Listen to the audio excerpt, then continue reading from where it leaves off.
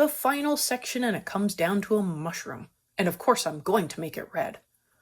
Hi everyone, I'm Catherine, the artist behind Bigelow Fine Arts. I'm continuing my journey through the Enchanted Forest, following the trail and enjoying fresh raspberries as I seek the mystery that awaits in the castle at the center of the forest.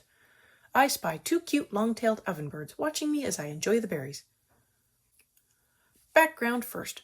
I am just going to breeze through this really fast because at this point, we all know how a background works. I come in with a base layer of cobalt blue, then I blend in sky blue on top to smooth out the color and fill in the rest of the paper. Honestly, my background could use a few more layers, but I'm lazy. It looks good enough when I sit back, and who's really going to go and stick their face that close to my picture? I guess the real question is, did you do a background, or are you just skipping ahead to the main part of the coloring? Let me know. I really want to know your feelings on backgrounds. Do you do them, or do you just like to see other people do them? Hey, if this is your first time here, welcome. Otherwise, welcome back. This is the last video in this series, but I have the whole playlist linked above in the cards. Please jump in right here and get started on this mushroom with me. If you like what you see, hit that subscribe button so you can catch the next color along.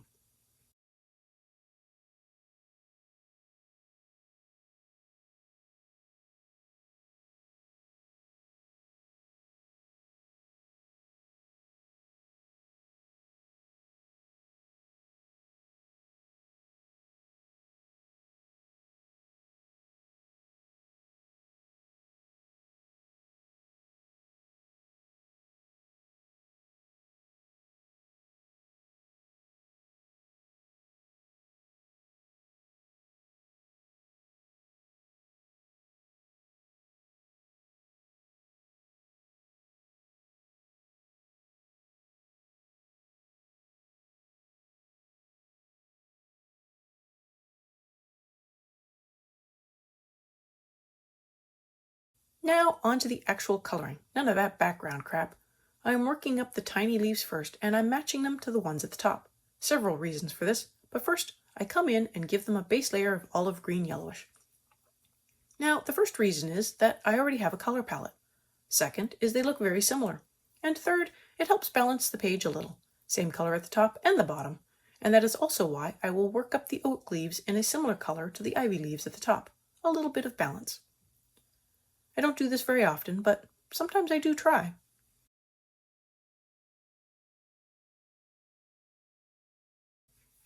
I come in with chrome oxide green next and add in the darker part of the base at each leaf.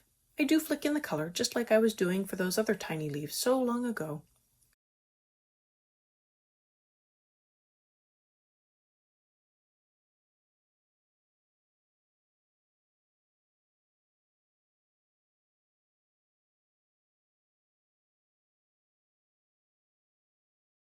I blend the colors with earth green, and that is those tiny leaves done.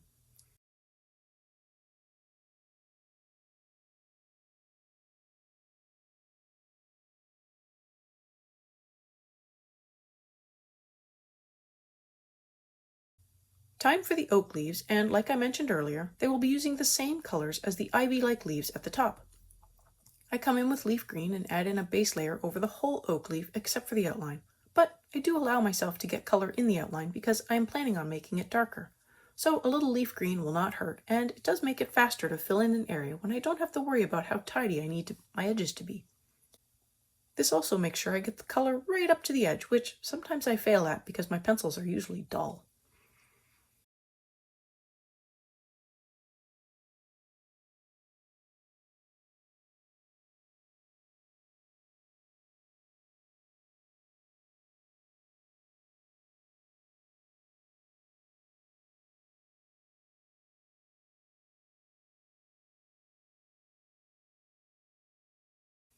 I come in with pine green next, and I add in shading around the vein lines on the leaves, not just on the line, but beside the line as well. This will help fade the line back a little. It does rather stand out against the light green right now.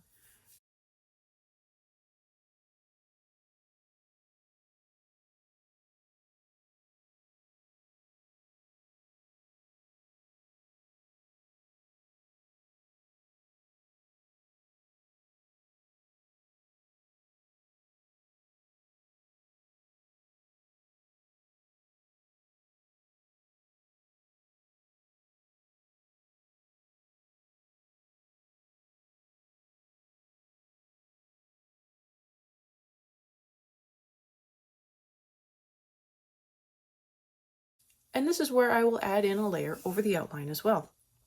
I add in a couple of extra layers where one leaf is overlapping the next to create a slight shadow effect.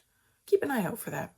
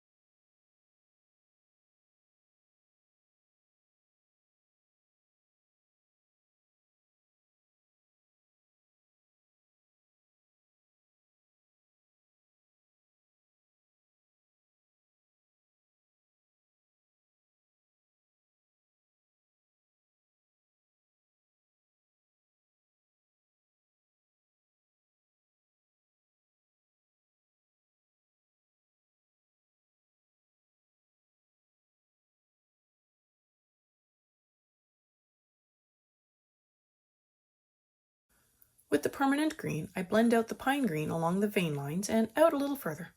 Notice that I am leaving the inner edge of the leaf still quite light.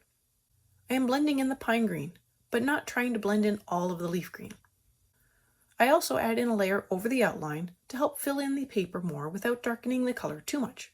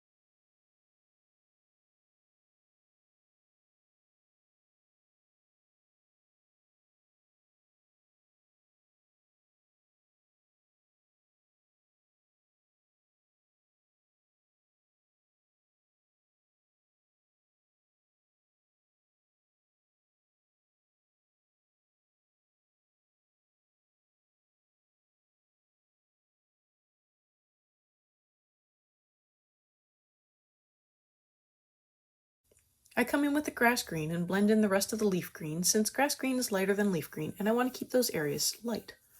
Light green would have worked nicely here too. And while I have the grass green out, it seems appropriate to add in a layer to the grass.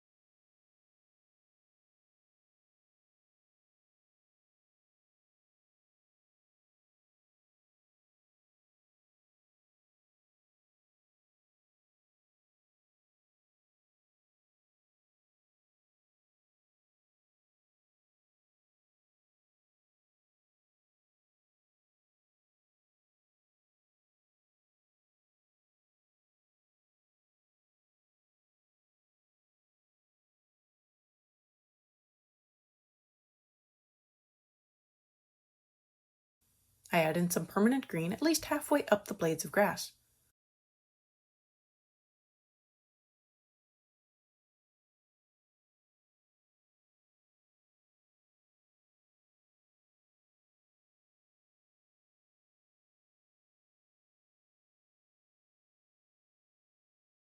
I then add in pine green at the base to give it a shadow and gradient effect.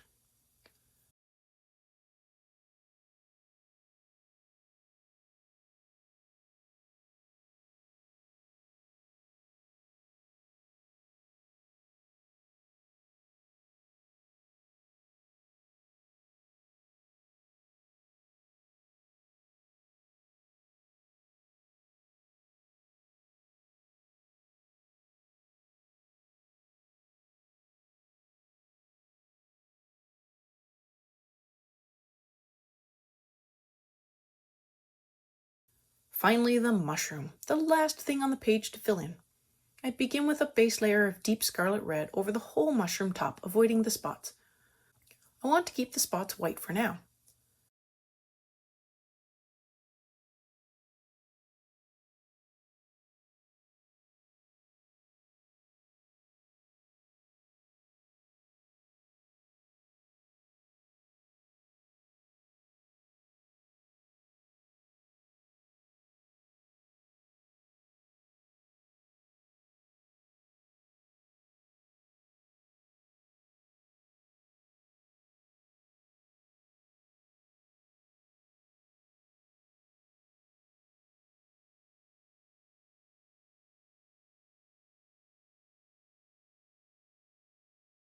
I add in dark red on the left side of the mushroom to begin giving it a shadow and also start giving it form. The mushroom curves around, and by adding in a shadow to at least one side, it will give it a little bit of an illusion of a mushroom shape. Our brain will fill in the rest.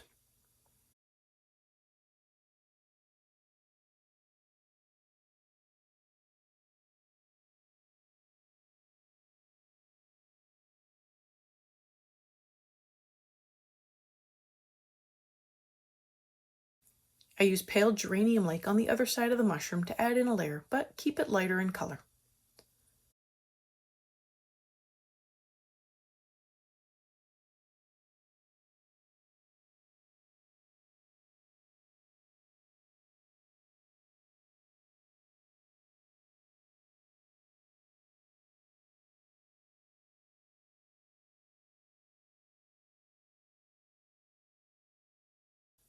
Back to the dark side, and I add in some alizarin crimson to continue building up darker layers on the left.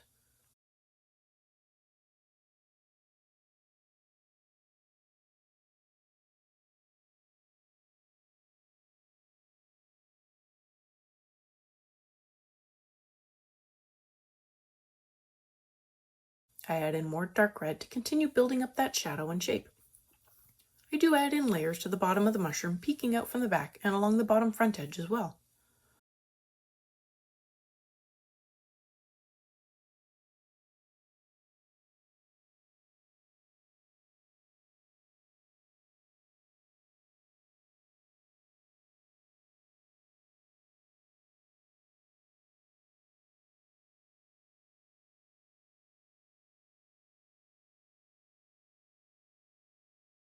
Over the whole mushroom, I blend in more pale geranium lake, adding in an even amount of color over the whole mushroom to hopefully preserve some of the shading and shaping I have been building up. Plus, I wanted the color to be brighter.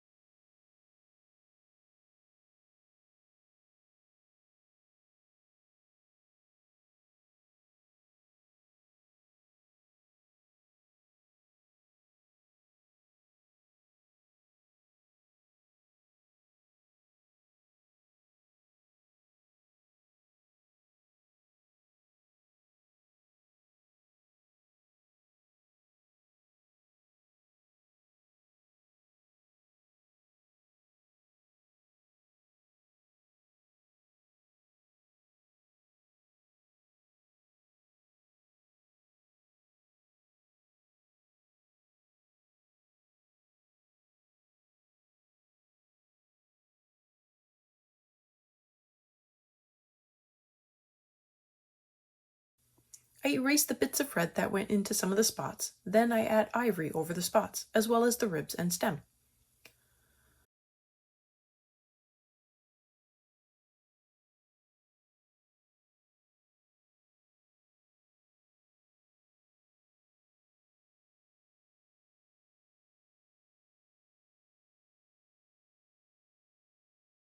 Since that wasn't showing very much, I added in some cream on top.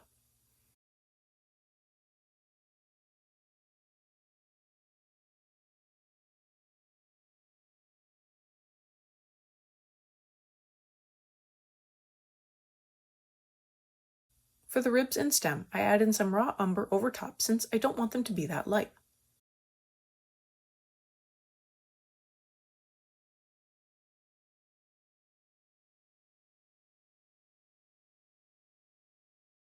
I bring in walnut brown next and add in a layer to the ribs. For the stem, I add in a layer, but I add in more layers to the left side to build up shape and shading. The stem is a cylinder, so it is easy to work out where the shading should go.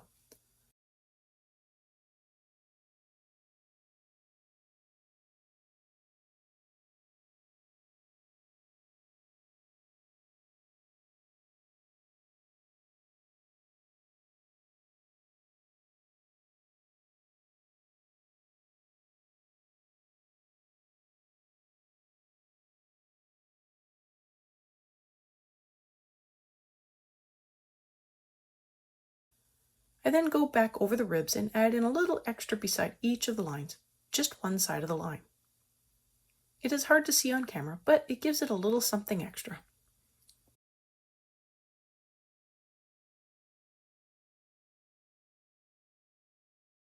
I come in with sepia and go through and add to all of the shadows, down the left side of the stem, the left side of the mushroom, and the ribs on the oak leaves as well as where they overlap. They're all little things, but it adds up to make a big difference.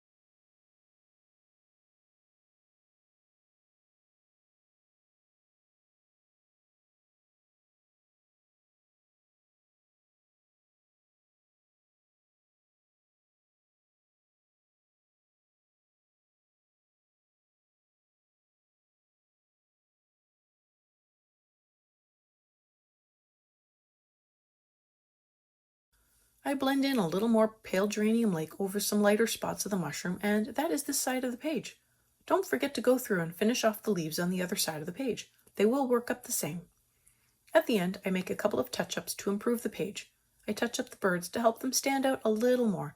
And then I have the final page at the end, so be sure to check that out too. I start a new page in the next video, so be sure to keep an eye out for that. Thanks for joining me today on this adventure into the Enchanted Forest.